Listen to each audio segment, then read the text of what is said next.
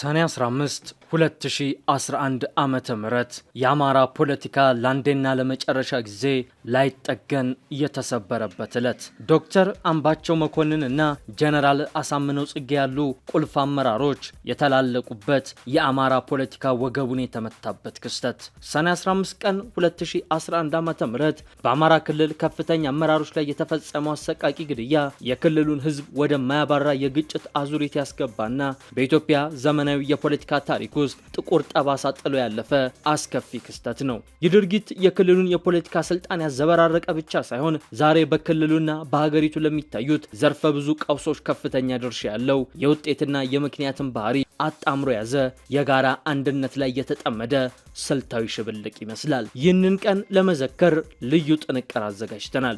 በወቅቱ የክስተቱ ዋና ተዋናይ ከሆኑት መካከል ያኔው የአማራ ክልል ልዩ ኃይል አዛዥ የአሁኑ የፋኖ ወታደራዊ አዛዥ ጀነራል ተፈራ ማሞ በአብነት ይጠቀሳሉ። ጀነራል ተፈራ የአሳምነው ጽጌ የረጅም ዘመን የልብ ወዳጅ ቢሆኑም አሳምነው ወዳጄ ነው ሳይሉ በወቅቱ የተከሰተውን የሚያውቁትን ሁሉ ለታሪክ ፍርድ ይሁን ብለው ነግረውናል። ጀነራል ተፈራ ለሰኔ 15ቱ ግድያ መንስኤ የሰኔ 13ቱ የቤተ መንግስቱ ስብሰባና የጋለ ግምገማ እንደነበር ይናገራሉ። 13 ሰዓታትን በፈጀው በዚህ ስብሰባ አሳምነው ጽጌ ላይ ከፍተኛ ትችት ሲደርስ እንደነበርም ያወሳሉ። የአሳምነው ጽጌ የረጅም ዘመን ጓደኛ ጀነራል ተፈራ ስለ ሰኔ 15ቱ ግድያ አስደናቂ ሚስጥሮችን ያውቃሉ። ከክስተቱ 2 ቀን በፊት ከአሳምነው ጋር ስለነበራቸው የተካረረ የመጨረሻ የቃላት ምልልስና ከዛ በፊት ባሉት ቀናት በቤተ መንግስት የተደረገው ግምገማ አሳምነውን እንዴት እንዳበሳጨ በዝርዝር ይነግሩናል።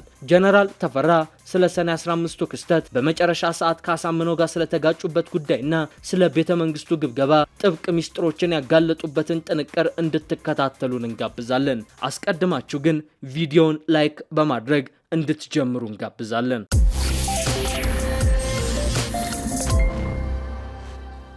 የሰኔ 15ቱን የአማራ ክልል ከፍተኛ ባለስልጣናትን ግድያ በተመለከተ ከተሰጡ የአይን እማኝ ምስክርነቶች መካከል የብርጋዴር ጀነራል ተፈራ ማሞ ምስክር በዋቢነት የሚጠቀስ ነው። ጀነራሉ ይህን ጉዳይ በተመለከተ ከዓመታት በፊት በሰኔ 2012 ዓ.ም በፍትህ መጽሔት ባስነበቡ ጽሑፋቸው እማኝነታቸውን ሰጥተዋል። እኛም ለታሪክ ይሆን ዘንድ ያንን የጀነራል ተፈራ ማሞን ሙሉ የእማኝነት ምስክር ወደ እናንተ እናደርሳለን። ጀነራል ተፈራ ማሞ እንዲህ ሲሉ ነው የሚጀምሩት። ስለ ሰኔ 15ቱ ክስተት ለመነጋገር ከሰኔ 12ቱ ግምገማ መነሳት ግድ ስለሚል እዛው እንጀምራለን ሲሉ ይንደረደራሉ። በወቅቱ ወደ ግምገማ የተሄደበት ምክንያት 2 ነው። የአማራ ክልል የሰላምና ደህንነት ሁኔታ ከጊዜ ወደ ጊዜ እየተበላሸ በመምጣቱ እንዲሁም የፖለቲካና የጸጥታ አመራሩ በተቀናጀና በተናበበ መልኩ መስራት አለመቻላቸው ነበር። የሁለቱም ክፍል ወሳኝ አመራሮች በተገኙበት በአቶ ደመቀ መኮንን ሰብሳቢነት ቤተ መንግስት ውስጥ ሰኔ 12 2011 ዓ.ም ጠዋት ለግምገማ ተቀመጥን። ከአንድ ቀን ቀደም ብሎ የፖለቲካ አመራሩ የራሱን ግምገማ አካሂዷል። በእኛ ግምገማ ከተሳተፉት የአዴፓ የአመራር አባላት ውስጥ አቶ ደመቀ መኮንን፣ ዶክተር አምባቸው መኮንን፣ አቶ ላቃ አያሌው፣ አቶ ዮሐንስ ቧያሌው፣ አቶ ምግባሩ ከበደ፣ አቶ መላኩ አለበል፣ አቶ ጸጋራጌ በዋነኝነት ይጠቀሳሉ። ከጸጥታ ኃይሉ ደግሞ በመምሪያ ደረጃ ሆኖ የሁሉም መምሪያ ኃላፊዎች ተገኝተዋል። የሰላምና ደህንነት ቢሮ ኃላፊ ብርጋዴር ጀነራል አሳምነው ጽጌ፣ ምክትሉ ኮሎኔል አለበል አማረ፣ የፖሊስ ኮሚሽነሩ አበራ አዳሙ፣ የኮሚሽነሩ መምሪያ ኃላፊዎች፣ የሚሊሻ መምሪያና የልዩ ኃይል አዛዥ እኔም አለሁ። ግምገማው በዋናነት የክልሉን ሰላምና ደህንነት የሚመለከት ሲሆን ከጠዋት ጀምሮ እስከ ምሽት 4 ሰዓት ድረስ ቀጥሏል። ምሳም እዛው አካባቢ ነበር የበላነው። ስልክ እንኳን ይዘን እንዳንገባ የተከለከልንበት ጥብቅ ግምገማ ነበር። በግምት ለ13 ሰዓታት ያህል በተካሄደው በዚህ ግምገማ የትኩረት ነጥብ የነበረው የክልሉ ሰላምና ደህንነት ቢሮ በእቅድ እየተመራ አይደለም። አሳምነው አመራር ክልሉ እንዳይረጋጋ ሆኗል። መንግስታዊ ያልሆኑ ኃይሎች ከጸጥታ ኃይሉ በላይ ጉልበት አፈርጥመው የችግሩ ምንጭ ሲሆኑ ተባባሪ ሆናል የሚሉት ዋነኞቹ እንደነበሩ አስታውሳሉ። እዚህ ጋር ግምገማው ለምንድነው በአሳምነው ዙሪያ የሆነው የሚል ጥያቄ ከተነሳ 2 ነገሮችን መጥቀስ እችላለሁ። ቀዳሚው ከፖለቲካ አመራሮቹ ጋር ተግባብቶ አለመስራቱ ሲሆን፣ ሁለተኛው ደግሞ ክልሉ እንዳይረጋጋ እንቅፋት እየፈጠረ ነው የሚል አረዳድ በማንጸባረቃቸው ነው። በወቅቱ ደመቀ፣ ላቀ፣ አምባቸው፣ ምግባሩ፣ ዮሐንስ በየራሳቸው መንገድ ያቀረቡ ቢሆንም ካነሷቸው ጉዳዮች አንኳሮቹ ቢሮ በተገቢ ሁኔታ እየሰራ እንዳልሆነ፣ ከፖለቲካ አመራሩ ጋር ተግባብቶ መስራት አለመቻሉን፣ ከርዕሰ መስተዳደሩ ቢሮ የሚ የሚወርዱ መመሪያዎችን አለመቀበልና የመሳሰሉት ይጎላሉ።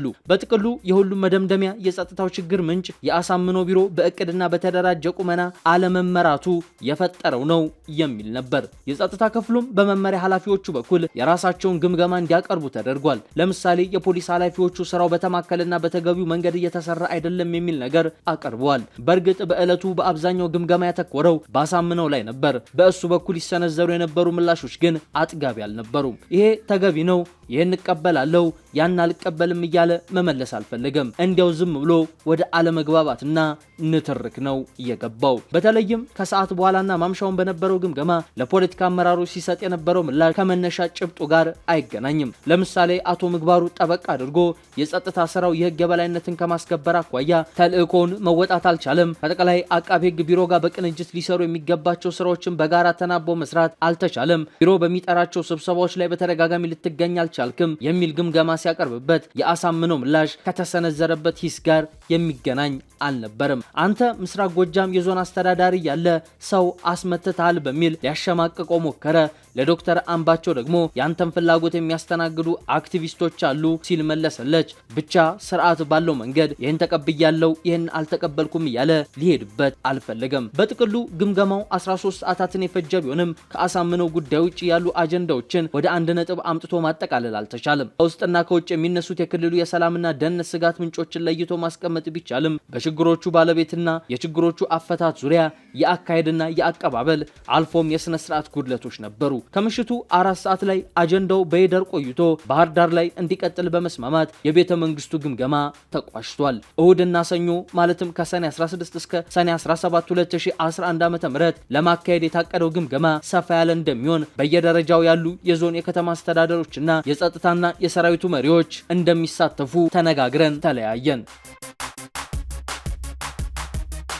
ጀነራል ተፈራ ማሞ የቤተ መንግስቱን የሰኔ 13 ግምገማ በእንዲህ መልኩ ከዘረዘሩ በኋላ የስንብት ወግ በሚል ንዑስ ርዕስ ስር ደግሞ እንዲህ በማለት ለመጨረሻ ጊዜ ከአሳምነው ጽጌ ጋር የነበራቸውን ንግግር ያስታውሳሉ። ከግምገማው በኋላ በማግስቱ እዛው አዲስ አበባ ያለው ብርጋዴር ጀነራል አሳምነው ጽጌ ደወለልኝና ተገናኘን። ውይይታችንም ስለ ቤተ መንግስቱ ግምገማ ነበር። በቃ ሁሉም በእኔ ላይ ተረባረቡብኝ በማለት ምሬቱን ገለጸልኝ። የሁኔታዎች መካረር ካሳሰበኝ ውሎ ያደረ በመሆኑ እንደ ሁልጊዜው ጓዳዊ ብቻ ሳይሆን ወንድማዊ ምክሬን ለመለገስ ስላሰብኩ የሆዱን እንዲያጫውተኝ ጆሮዬን አዋስኩት። ጨዋታውን ማቋረጥ አልፈለኩም። ሁሉም እንደዚህ ያለኝ በሚል እያንዳንዱን ነጥብ ደገመልኝ። ሐሳቡን ካስጨረስኩ በኋላ እንደ ወንድምና እንደ የረጅም ዘመን የትግል አጋር የዓመታት እስርን ጨምሮ በርካታ ውጣ ውረዶችን አብሮ እንዳሳለፈ የቅርብ ሰው ኮትሮ ገፋ አድርጌ የመሰለኝን ሐሳብ አጋራሁት። የለም ማሴ፣ እንግዲህ እዚህ ላይ አንተም የራስክን ክፍተት ድፈን። ዋናው ቁም ነገሩ ወደ ላይ መውጣት ብቻ ሳይሆን የወጡበትን ኃላፊነት በዘላቂነት ለህዝብና ለአገር በሚጠቅም መልኩ በስርዓት መምራቱ ላይ ነው። ለውጡ እየተመራ ያለበት መንገድ ብዙ እንከኖች ያሉበት እንደሆነ እያየኸው ነው። ህዝባችንና ክልሉ ለአደጋ ተጋላጭ በሆነበት ጊዜ የተቀናጀ አመራር መከተል ካልቻልን አደጋው የከፋ ይሆናል። ለዚህ ደግሞ ከፖለቲካ አመራሩ ጋር ተኮራርፎ መስራት አይቻልም። የራስን ችግር ፈትሽ። እነሱ እያነሱልህ ያለው ከቅን አስተሳሰብ ነው፣ ሌላ አይመስለኝም። አንተን ለማጥቃት አንተን ለመጉዳት አይደለም። የፖለቲካ አመራሩ ድክመት እንደተጠበቀ ሆኖ በአንተ በኩል የተበላሸውን ለማረም ሞክር። አምባቸው በወሳኝ የጸጥታ ጉዳዮች ዙሪያ ስብሰባ ሲጠራ 2-3 ጊዜ አልመጣህም። ምግባሩ ለስብሰባ ሲጠራህም አልተገኘህም። ከእነሱ ጋር ተግባብተህ ካልሰራ ማን ጋር መስራት ፈልገ ነው ነበር ያልኩት። ምክሬን ለመቀበል ግን ፍላጎት አልነበረውም። አንተም የእነሱን ሐሳብ ነው የምታራምደው ሲል ከሰሰኝ። በቃ እውነታው እንደዚያው ነው። ዞሮ ዞሮ እስካለ ድረስ አስተካክል፣ የተባልካቸውን ጉድለቶች አርመ ህዝባችንንና ክልላችንን ከተደቀነበት አደጋ በሰከነ አመራር ለማሻገር ጥረት አድርግ። ካልሆነ ካልተግባባ በሰላም ጥለ መውጣቱን የሚያወጣው። እንደኔ ግን አሁን ከፖለቲካ አመራሩ ጋር ያለውን ችግር ለመቅረፍ ሞከር። ከአመራሩ ጋር በአማራ ህዝብ ጥያቄዎች ላይ ምንም አይነት የአቋም ልዩነት እስከሌለብን ድረስ ይህን ፈታኝ ጊዜ መሻገር የሚቻለው በሰከነ የአመራር ስልት ነው ብየው ነበር። ሐሳቤ ሊዋጥለት እንዳልቻለ ከአቀራረቡ ገብቶኛል። በተነሱት ሐሳቦች ላይም ብዙም ሳንግባባ ተለያየን። ይህች ቀን ግን ከረጅም ዘመን ጓዴ ጋር የመጨረሻ የስንብት ውይይታችን እንደሆነች ለማወቅ ቀጣዮቹን 2 ቀናት መጠበቅ መጠበቅ ነበረብኝ። ቅዳሜ ሰኔ 15 2011 ዓመተ ምህረት ጠዋት ከአዲስ አበባ ተነስቼ በ3 ሰዓቱ የመጀመሪያው በረራ ባህር ዳር ገባው። የኮሎኔል አበረ አሰፋ አባት አርፈው ስለነበር ለቅሶ ለመድረስ ወደዚያ አቀናው። አበረ ቤት ሀዘንተኞችን ሳጽናና ከቆየው በኋላ 10 ሰዓት ላይ ጀነራል አሳምነው ስብሰባ ጠርቷል ስለተባለን ከአበረ ጋር ወደ ፖሊስ ኮሚሽን ቢሮ አመራን። የአድማ ብተናና ሌሎች የጸጥታ ኃይል አመራሮች እነ ኮሚሽነር ጌትነት፣ ኮሎኔል ፈንታው፣ ኮማንደር አበበ ቀድመውን ተገኝቷል። በሰዓቱ አሳምነውን ሰላም ብለኑ የስብሰባውን መጀመር ስንጠባበቅ አሳምነው ራሱ ጠብቀኝ መጣው ብሎ አጃቢዎቹን አስከትሎ ወጥቶ ሄደ። እሱ ከቢሮ ከወጣ ከግማሽ ሰዓት በኋላ እኔ እመራው የነበረው የክልሉ ልዩ ኃይል የሎጂስቲክ ኃላፊ ኮሎኔል አለባቸው ስልክ ደውሎ ርዕሰ መስተዳደር ጽህፈት ቤት ግቢ ውስጥ ችግር ተፈጥሯል፣ ዶክተር አምባቸውን መተውታል፣ ግቢ ውስጥ አሳምነው የራሱን ጦር አሰማርቷል የሚል ሪፖርት አቀረበልኝ። የትኛውን ጦር ነው ያሰማራው ብዬ ስጠይቀውም በሰላምና ደህንነት ቢሮ ስር የሚመራውን ሲል መለሰልኝ። ይህ ኃይል በቁጥር 200 የሚደርስ ሲሆን የእዝ ጠገጉ እኔ ከመመራው ከክልሉ ልዩ ኃይል ውጭ ነው። ዋና ተልእኮም ለአመራሩና ለወሳኝ ተቋማት ጥበቃ ይሰጣል በሚል የተደራጀ ቢሆንም ግልጽ ስምሪት ሳይሰጠው ካምፕ ውስጥ ነበር እየቆየው። በቅርቡ ከብር ሸለቆ የተመረቁም ይበዙበታል። የእኔ ተጠሪነት ለክልሉ ፖሊስ ኮሚሽነር ሲሆን የምመራውም ነባሩን ልዩ ኃይል ነው። በዚህ ሁለት መቺ ኃይል ሆኖ የተሰማራው ተጠሪነቱ በቀጥታ ግን ለአሳምነው ቢሮ ነበር። ከኮሎኔል አለባቸው ሪፖርት ተቀብዬ ስልኩን ገና እንደዘጋው እኛ ከነበርንበት ህንጻ ስር የተኩስ ድምጽ ሰማን። የፖሊስ ኮሚሽን ህንጻ መግቢያ በር ላይ የነበሩ ዋርድያዎች ወይም ጠባቂዎች መመታታቸውን ጥቂት ቆይቼ ሰማሁኝ። ዋርድያዎቹን ከመቷቸው በኋላ የተወሰኑት ወደ ህንጻው መግባት ፈልገው ሲጠጉ ደረጃው ላይ የእኔን ጠባቂዎች ያገኟቸውና መሳሪያ ወድረው ቁም ይባባላሉ። ጠባቂዎቹ ህንጻ ውስጥ ጀነራል ተፈራ አለ ብለው ሲነግሯቸው ጊዜ ተፈራ ነው እንደ ያለው እያሉ ሲጠይቁ ይሰማናል። ወዲያው በቲም መሪው አማካኝነት ግቢውን ለቀው ወጡ። ይህ ኃይል እኛ ወደ ነበርንበት ህንጻ የመጣው ከአሳምነው ቢሮ ለስብሰባ ተጠርተን የነበርኑን ሁሉንም ምቷቸው የሚል ተልእኮ ተቀብሎ እንደነበር ያወቅኩት ነገሮችን በቁጥጥር ስር ከዋለም በኋላ ነበር። የመቼው ኃይል አባላት እነማንን እንኳን እንደሚመቱ በስም አያውቁም ነበር። የተሰጣቸው ትዕዛዝ ህንጻው ውስጥ ያለውን አመራር በለው የሚል ብቻ ነበር። መቼው ኃይል የህንጻውን ግቢ ለቆ ከወጣ በኋላ በመግባት ግድያውን እንደፈጸሙ ነው የደረሰን ሪፖርት የሚያመላክተው። ሌሎች ደግሞ በሁለት ኤፍኤስአር መኪኖችና በአነስተኛ ፒካፖች ሆነው ርዕሰ መስተዳደር ግቢ ውስጥ ነበሩ። እነኚህ ከ120 የማይበልጡ የሰራዊቱ አባላት ከአሳምነው ጋር የነበሩ ናቸው። ሁለተኛው የመቼው ኃይል ስምሪት ደግሞ እኛ ወደ ነበርንበት ወደ ፖሊስ ኮሚሽነር ህንጻ የመጣው ነው። ይሄኛው ቁጥሩ ከሁለት ጋንታ አይሻገርም። ሶስተኛው ኃይል ወደ አዴፓ ዋና ጽህፈት ቤትና ገስታውስ ወደሚባለው የመኖሪያ ግቢ የተላከው ነው። አራተኛው ከተማ ውስጥ በተናጠል የሚኖሩ አመራሮችን ለመምታት ወደ የመኖሪያ ቤታቸው የተሰማራ ኃይል ነበር። ከተማውን የሚረብሹም ነበሩ። አምስተኛውን ወደ ጎንደር የተላከውና በኮሎኔል ማሩ የሚመራው እኔ አዲስ ዘመን ላይ ተመለስ ብዬ ያስመለስኩት ኃይል ስምሪት ነበር። ከዚህ ውስጥ ተኩስ የከፈቱትና ጉዳት ያደረሱት አንደኛው ራሱ አሳምነው ርዕሰ መስተዳደር ጽህፈት ቤት ይዟቸው የሄዱት ናቸው። ሁለተኛ ፖሊስ ኮሚሽን የመጡት ሲሆኑ ሶስተኛው ደግሞ አመራሮች የሚኖሩበት አካባቢ ለምሳሌ ኮማንደር ደስዬ ደጀኔ መኖሪያ ቤት የሄዱት ናቸው። ሌሎቹ ሁለቱ ወደ አዴፓ ጽህፈት ቤትና ገስታውስ የዘመቱት ገብተዋል እንጂ አልተኮሱም። ጀነራል ተፈራ ማሞ የሰኔ 15 ትዝታቸውን እንዲህ ሲሉ ይቀጥላሉ። የሆነ ሆኖ ሰኔ 15 ርዕሰ መስተዳደር ቢሮ ችግር መፈጠሩን የኔ የሎጂስቲክ ኃላፊ ኮሎኔል አለባቸው ደውሎ ሪፖርት ካደረገልኝ ደቂቃ ጀምሮ የአደጋውን መጠን ለመቀነስ በስልክ ትዕዛዞችን በማስተላለፍ አልፌም የማይመለከተኝን ኃይል ጭምር በማዘዝ ከጓዶቼ ከነ ኮሚሽነር አበረ ጋር አደጋውን ለመቀነስ ጥረት አድርገናል። ይህ ሁሉ ሲሆን ወደ ብርጋዴር ጀነራል አሳምነው መደወል አልፈለኩም ነበር። ምክንያቱም ወደ ግጭቱ እንደገባ ገብቶኛል። ያንን የቤተ መንግስቱን ግምገማ መነሻ በማድረግ ወደ አላስፈላጊ ነገር እንደገባ ስላወቅ እኔ ቀጥታ ኃይል ማስተባበርና ማዘዝ ነው የጀመርኩት። እሱ የሚያዝበትን መንገድ ነበር የፈለኩት እንጂ ወደሱ መደወሉ መፍትሄ መስሎ አልታየኝም ነበር። በዚህ ውሳኔም ቢያንስ የአደጋውን መጠን መቀነስ ተችሏል። ርዕሰ መስተዳደር ጽህፈት ቤት 10 ሰዓት ከ30 የጀመረው ግድያ የ2 ሰዓት ያህል እንኳን እድሜ አልነበረውም። ከላይ ለመግለጽ እንደሞከርኩትም ኦፕሬሽኑ የተቀናጀ ስላልነበር ለመቆጣጠር ተራዛሚ ሰዓታት አልወሰደብንም።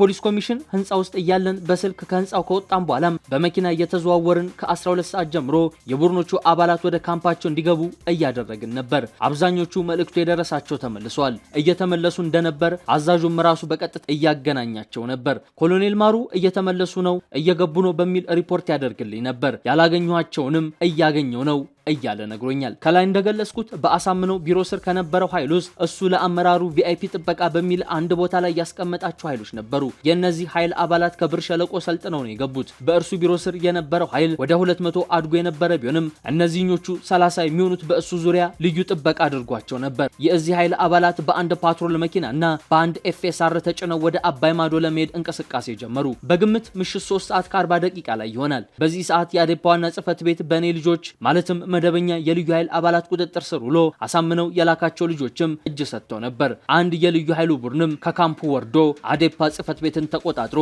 አባይ ድልድዩ ስር ቦታ ይዞ ይጠባበቅ ነበር። አሳምነውን የያዘችው ፓትሮል ጥሳው ካለፈች በኋላ ከኋላ በኤፍኤስአር ይከተለው የነበረው ኃይል ወደ አባይ ማዶ ተሻግሮ ለማለፍ ሲሞክር በተጠንቀቅ ላይ የነበረው የክልሉ ልዩ ኃይል ቁም ሲላቸው ፈቃደኛ ባለመሆናቸው አደጋ አጋጥሟቸዋል በማለት ብርጋዴር ጀነራል ተፈራ ማሞ የሰኔ 15 2011ን የአማራ ክልል የባለስልጣናት ግድያን በተመለከተ የሚያውቁትን ካዩትና ከሰሙት እንዲህ በማለት ትዝታቸውን ለታሪክ ይሆን ዘንድ አጋርተዋል።